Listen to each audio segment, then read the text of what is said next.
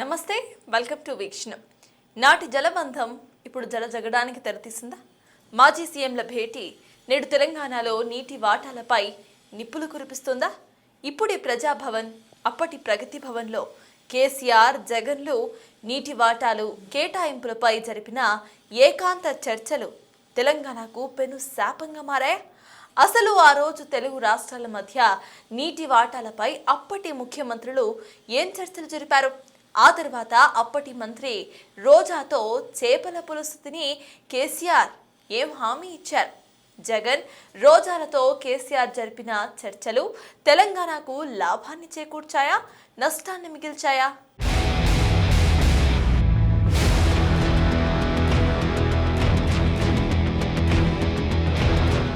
నేను మీకు యాద ఉంటుంది, మీరే రాసిన పేపర్లలో ఆ రాష్ట్రం అంతా పిలిచి భోజనం పెట్టి కూర్చోబెట్టి బేసిన్లు లేవు, బేషజాలు లేవు, బ్రహ్మాండంగా నీళ్ళు వాడుకోండి, మేము వాడుకుంటాం, మీరు వాడుకోండి, ఇరు రాష్ట్రాలకు సరిపోను ఇంకో 1000 టీఎంసీలు ఎక్కువ ఉన్నాయి, పిచ్చి కొట్లాటలు బంద్ చేయండి అని చెప్పినాను.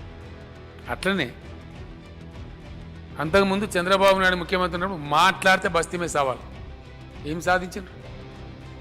1 టీఎంసీ సాధించారా కృష్ణాల? పచ్చ జెండాలు వచ్చి కర్ణాటక బార్డర్ మీద పోవడం, మాట్లాడితే బస్తీ మెసాలను తొడగొట్టి సుప్రీంకోర్టు పోవడం ఏమైనా తెచ్చిందా? చంద్రబాబు నాయుడు బాబ్లీ పంచాయతీ, బోగస్ పంచాయతీ ఏమైనా నచ్చిందా? ఇలా మేము తెచ్చినాం. సామరస్యపూర్వకంగా మహారాష్ట్రకు పోయి బ్రహ్మాండంగా అక్కడ కన్విన్స్ చేసి వాళ్ళకి అర్థం చేయించి ఒక 30-40 ట్రిప్పులు అధికారులు తిరిగి నేను స్వయంగా ఆనాటి మహారాష్ట్ర ముఖ్యమంత్రి ఏజ్లో నాకన్నా చిన్నవాడైనా 7 టైమ్స్ పోయినా నేను మహారాష్ట్ర పోయి సాధించుకొని వచ్చి ఇలా కాళేశ్వరం నుంచి బాజాప్తా 100 టీఎంసీలు నీళ్ళు తీసుకుంటున్నాం. ఇట్లా చేసుకోమని చెప్పినాం. విన్నారుగా కేసీఆర్ మాటలు. 2019 జూన్ 28న ముఖ్యమంత్రి హోదాలో కేసీఆర్ నాటి ఏపీ సీఎం జగన్ తో ఇరు రాష్ట్రాల మధ్య ఉన్న జల వివాదంపై 6 గంటలకు పైగా ఏకాంతంగా సమావేశం జరిపారు. ఆ సమయంలో తెలుగు రాష్ట్రాల మధ్య బేసిన్లు లేవు, భేషజాలు లేవు అంటూ ఇష్టానుసారంగా నీటిని వాడుకోవాలంటూ బంపర్ ఆఫర్ ఇచ్చారు.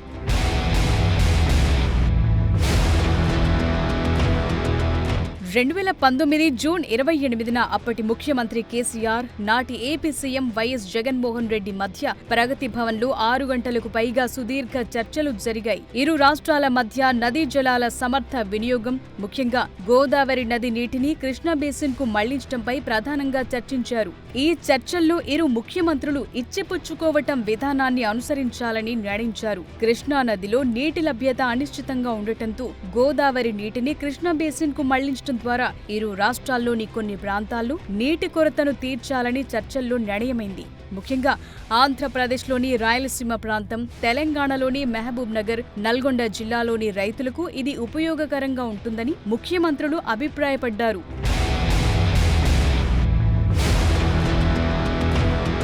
అంతేకాకుండా ఏపీతో మంచి సంబంధాలు నెలకొల్పుతామని సీఎం కేసీఆర్ ఏపీకి స్నేహహస్తమందించారు. గోదావరి నది నుంచి ఏటా 3500 టీఎంసీల నీరు సముద్రంలో కలుస్తోందని, తెలంగాణ రాష్ట్రం గరిష్టంగా 700 నుంచి 800 టీఎంసీలను మాత్రమే వాడుకోగలదని అన్నారు కేసీఆర్. మిగతా నీరంతా ఏపీ వాడుకునే అవకాశముందంటూ చెప్పుకొచ్చారు. ప్రకాశం బ్యారేజ్ ద్వారా సోమశిల వరకు గ్రావిటీ ద్వారానే గోదావరి నీటిని పంపించొచ్చని సూచించారు. దీంతో రాయలసీమను సస్యశ్యామలం చేయొచ్చని అప్పటి సమావేశం సమయంలో జగన్ కు కేసీఆర్ వివరించారు. అంతేకాకుండా గోదావరి, కృష్ణా నదుల్లో నీటి లభ్యతపై జగన్ కు పవర్ పాయింట్ ప్రెజెంటేషన్ కూడా ఇచ్చారు.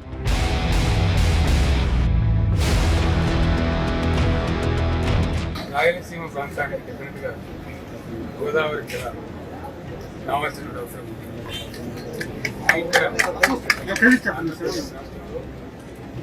క్రియాశీలకంగా రోబస్ట్గా పనిచేసేటువంటి మంచి పట్టుదల ఉండేటువంటి జగన్మోహన్ రెడ్డి గారు కాబట్టి తప్పకుండా సాధ్యమవుతుంది. ఒక ఎల్లర్ బదులుగా జగన్మోహన్ రెడ్డి గారు రాయలసీమ ప్రజల బాధలు 100% మా యొక్క ఇప్పటికీ నేను ముఖ్యమంత్రి గారు ఆంధ్రప్రదేశ్ నీరు ఈరోజు మన కళ సుమారు 1000 టీఎంసీ గోదావరి నుంచి పోయింది. ఆల్మోస్ట్ 2 ప్రాజెక్టులు ఎక్కువైపోయి సముద్రాన్ని నీళ్ళు ఆ నీళ్ళు అట్లా వేస్ట్గా పోకుండా పాజిటివ్ నిర్ణయం గత 60-70 సంవత్సరాల తెలుగు వాళ్ళ చరిత్రలో కొత్త అధ్యాయం జగన్ గారు నేను వచ్చి ఇష్టపడుతున్నాం. ఇందులో కొందరికి అర్థం కాకపోవచ్చు, కొందరికి డైజెస్ట్ కాకపోవచ్చు, కొందరికి జీవనం కాకపోవచ్చు, కొందరికి అజీర్తి కావచ్చు. దానికి మేం చేయగలిగింది ఏం లేదు. దాని ప్రజల దీవెన ప్రజల సపోర్ట్ ఉన్నంతకాలం తప్పకుండా వాళ్ళకు నిర్వహిస్తాం. రాయలసీమను రతనాల సీమగా మార్చడానికి మళ్లీ విన్నారుగా కేసీఆర్ మాటలు. 2019 ఆగస్టు 12న అప్పటి ఏపీ మంత్రి రోజా ఇంట్లో చేపల పులుసు ఆతిథ్యం స్వీకరించిన తరువాత ముఖ్యమంత్రి హోదాలో కేసీఆర్ రాయలసీమను రతనాల సీమగా మార్చేందుకు ఏపీ సీఎం జగన్ కు పెద్దన్నగా సహకారం అందిస్తానని అన్నారు. గోదావరి జలాలు వృధాగా సముద్రంలోకి పోతున్నాయని, ఆ నీటిని వాడుకుంటే బంగారు పంటలు పండుతాయన్నారు. రాయలసీమ ఆర్థికంగా ఎదగాలన్నా, రతనాల సీమగా మారాలన్నా గోదావరి జలాలు రావాల్సిన అవసరముందన్నారు.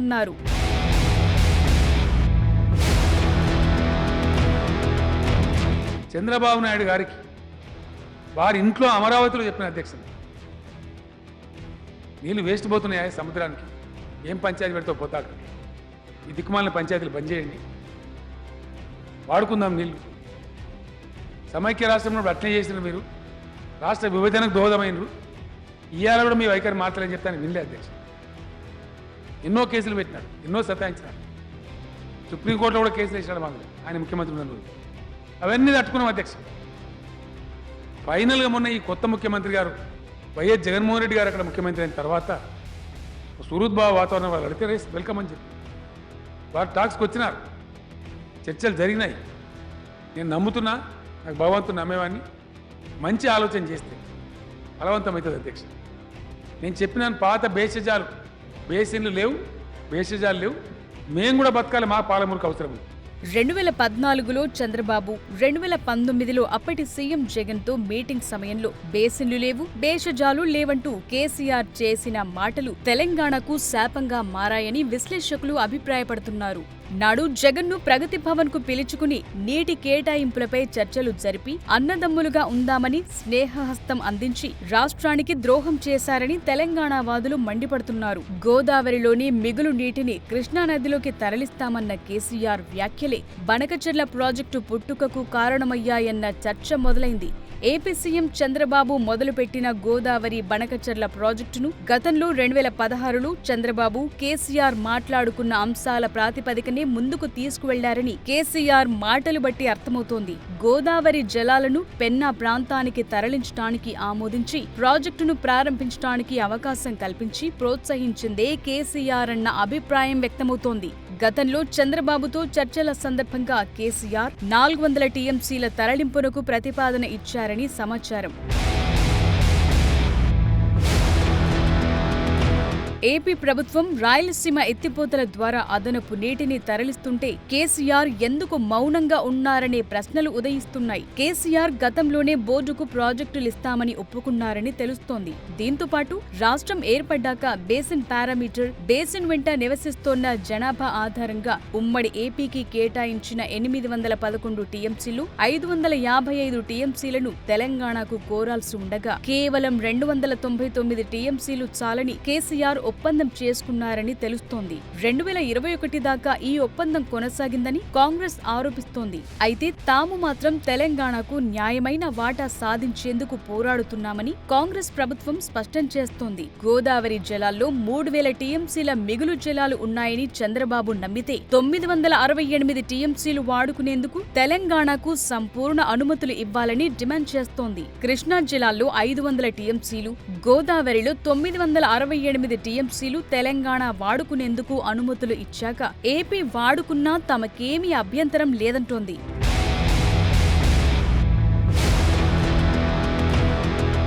మొత్తానికి కేసీఆర్ మాట్లాడిన మాటలు చూస్తుంటే బనకచెర్ల పుట్టుకకు ఆయనే కారణమని స్పష్టంగా తెలుస్తోందని విశ్లేషకులు అభిప్రాయపడుతున్నారు. అప్పుడు కలిసి నడుద్దాం, రాయలసీమ రతనాల సీమ కావాలని స్నేహహస్తం చాచి ఇప్పుడేమో కాంగ్రెస్ ప్రభుత్వంపై బురద చల్లుతున్నారని ఆరోపిస్తున్నారు.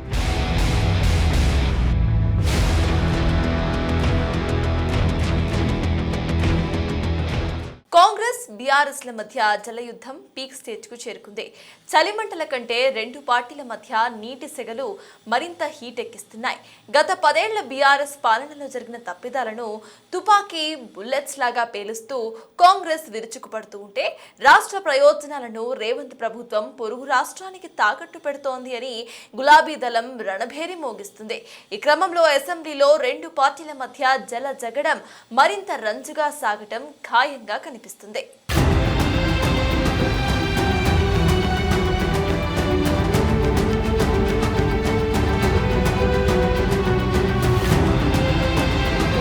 Congress versus BRS.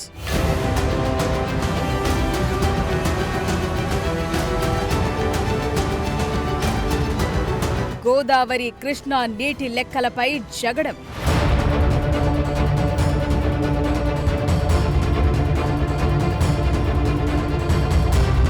సభలో వాటర్ వార్ ఖాయమా?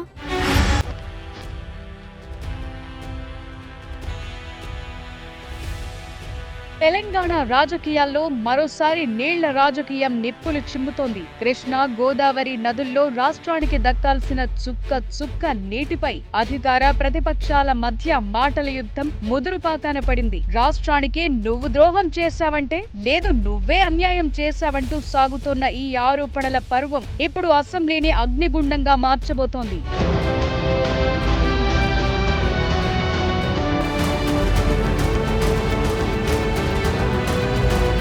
ముఖ్యమంత్రి రేవంత్ రెడ్డి సారథ్యంలోని కాంగ్రెస్ ప్రభుత్వం బీఆర్ఎస్ పై తీవ్ర స్థాయిలో ధ్వజమెత్తుతోంది. విభజన సమయంలో కృష్ణా జలాల్లో తెలంగాణకు రావాల్సిన సగం వాటాను వదిలేసి కేవలం 299 టీఎంసీలకు కేసీఆర్ ఎందుకు అంగీకరించారని కాంగ్రెస్ ప్రశ్నిస్తోంది. 1000 కోట్లు కుమ్మరించిన కాళేశ్వరం కుంగిపోవటం, పాలమూరు రంగారెడ్డిని 10 ఏళ్లు కాలయాపన చేయటం ద్వారా దక్షిణ తెలంగాణను ఎడారిగా మార్చారని ప్రభుత్వం ఆరోపిస్తోంది. నీటి కేటాయింపుల్లో జరిగిన అన్యాయాన్ని కళ్లకు కట్టేలా పవర్ పాయింట్ ప్రెజెంటేషన్ తో బీఆర్ఎస్ తప్పులను ఎండగట్టేందుకు రేవంత్ సర్కార్ సర్వం సిద్ధం చేసుకుంది.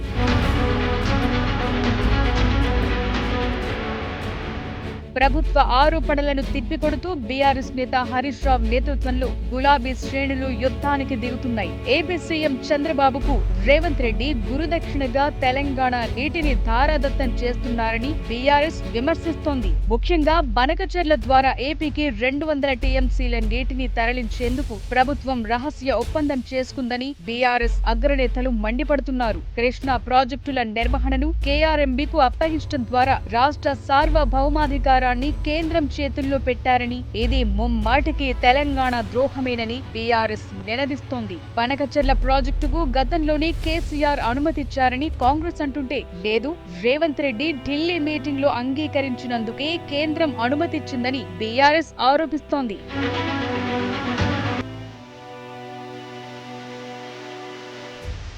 విభజన సమయంలో జరిగిన 66-34 నిష్పత్తి ఒప్పందం ఇప్పుడు రెండు పార్టీల మధ్య చిచ్చుపెట్టింది. తెలంగాణకు 50% వాటా సాధించడంలో ఎవరు విఫలమయ్యారనేది ఇప్పుడు ప్రధాన చర్చగా మారింది. గత కొద్ది రోజులుగా బయట మీడియా సమావేశాల్లో సాగుతున్న ఈ యుద్ధం శాసనసభలో ప్రత్యక్ష పోరుకు దారితీయనుంది. ముఖ్యంగా రేవంత్ రెడ్డి మంత్రులు ఓవైపు, మాజీ సీఎం కేసీఆర్, మాజీ మంత్రులు ఓవైపు పాత రికార్డులు, జీవోలతో సభను హోరెత్తించడం ఖాయంగా కనిపిస్తోంది.